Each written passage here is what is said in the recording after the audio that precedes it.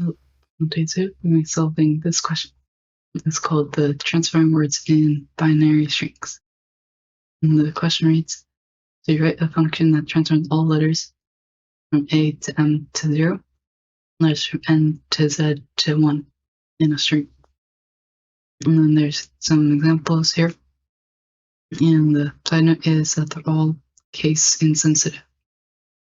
So do this, and then there's the code right here. So for this question, we're using a char, and it's going to be something that's, first we need a string, and it's going to have everything. So this will be our string that we're going to return. And the next part will be a for loop goes through each of the parts in the string. So then we need to test if it's this case, then it would be 0. Or else if it's this case, then it would be 1. So then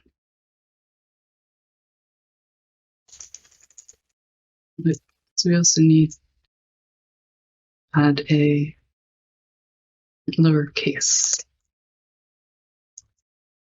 function into this one.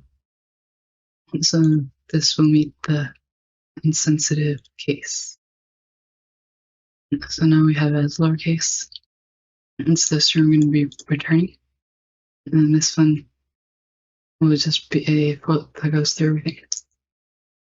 And if we need to test if it finds, they're calling it new str, if it finds it, the range that we're looking for, which is A and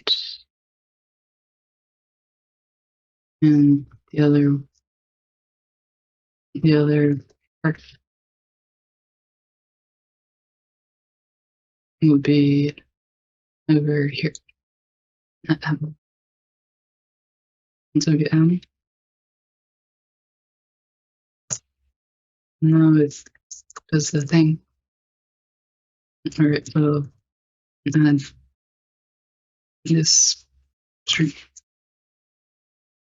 Now it's adding 0 to the string, or else it's just going to add a 1. And the last part is returning the numbers that we created.